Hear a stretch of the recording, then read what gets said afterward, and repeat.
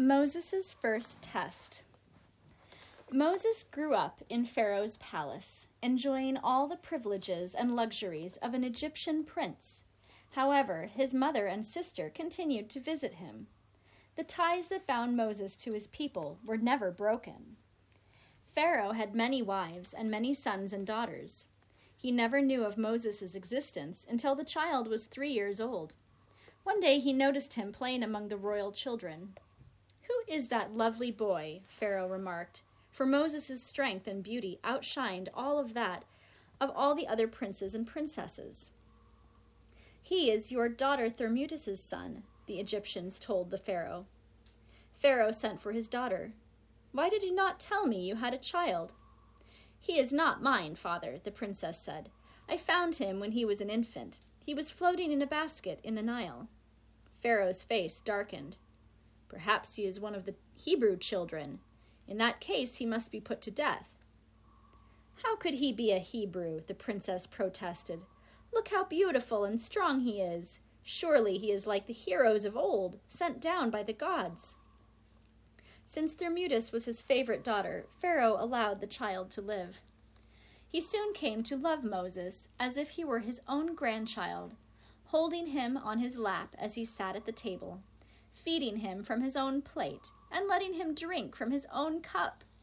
Pharaoh ordered the royal astrologers to cast Moses' horoscope, as was done for all the princes and princesses of Egypt. The astrologers returned with alarming news. "This child, whom you hold on your lap and cherish as if he were your own, will one day strike the crown from your head. You should put him to death at once." Pharaoh refused to accept this prophecy. "I will not have Moses killed. You are wrong. You have made a mistake somewhere in your calculations." "There is no mistake," the astrologers insisted. "If you do not believe us, we can arrange a test to prove we are correct. Take 2 baskets. Fill one with jewels and the other with hot coals. Present them to Moses and observe him closely. If he reaches out to the coals, he is harmless and our calculations are wrong. You need not fear. But if he reaches out to the jewels, that is a sign that he seeks your crown. In time, he will take it if you do not put him to death." Pharaoh ordered that the test be held. 2 baskets were filled, one with jewels and the other with glowing coals. Pharaoh's servants placed them before the throne. Pharaoh held Moses on his lap so he could see both baskets and reach for whichever one he chose. Moses looked first at the coals, then at the jewels. The coals were uncomfortably hot, but the jewels glittered and sparkled like pretty toys. Pharaoh and the rest of his court held their breath as the child lifted his arms and began reaching toward the jewels. But Yahweh was watching over Moses. An unseen angel flew down, seized Moses' tiny hand by the wrist, and pushed it into the burning coals. The child shrieked with pain and fright.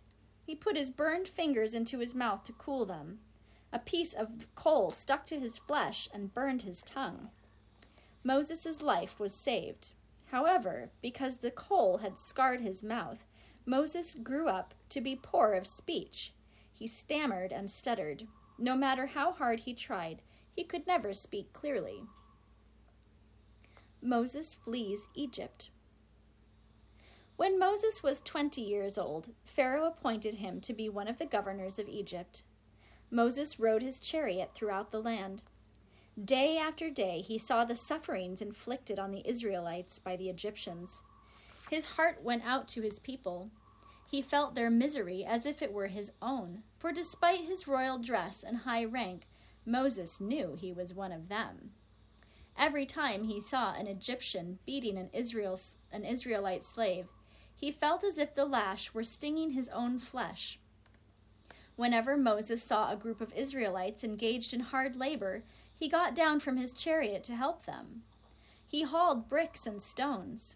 The Egyptian overseers were outraged, but could do nothing since Moses was the son of Pharaoh and a governor of Egypt. Yahweh looked down from heaven. He saw Moses' compassion for his people and how he tried to help them whenever possible. Yahweh said, "Moses proves himself worthy. He will redeem my people from slavery. But first, Yahweh put Moses to a test. One day, as Moses struggled to help a group of Israelites move a heavy stone, an Egyptian overseer came forward and lashed him with his whip. Lashings and beatings were part of a slave's lot. Moses, however, was a prince of Egypt. He had never been struck with a whip before. Enraged, he turned on the overseer and struck him dead. The Israelite slaves moaned with fear. Moses had killed an overseer. They would surely pay with their lives if the deed became known. Moses buried the overseer in the sand.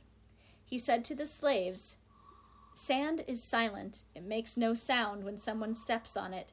For your sake and mine, be as silent as the sand. Tell no one what I have done today." The Israelites promised to keep the secret, but Yahweh, looking down from heaven, was not pleased. Moses must learn to control his anger before he can lead my people. The next day, when Moses drove out in his chariot, he saw 2 Israelites quarreling. "Brothers, do not fight," Moses said to them. "We must all stand together against the Egyptians." The 2 men glared at Moses. "Why should we listen to you?" one sneered. "Will you kill us as you killed the Egyptians?" the other added. Moses realized that his crime was no secret. Pharaoh was sure to hear of it. "The astrologers were right after all," Pharaoh said when he learned of the overseer's murder. But who but another Hebrew would be concerned about an overseer beating a gang of slaves? He ordered that Moses be put to death. Moses left Egypt that night. He escaped from the palace moments before Pharaoh's soldiers came to arrest him.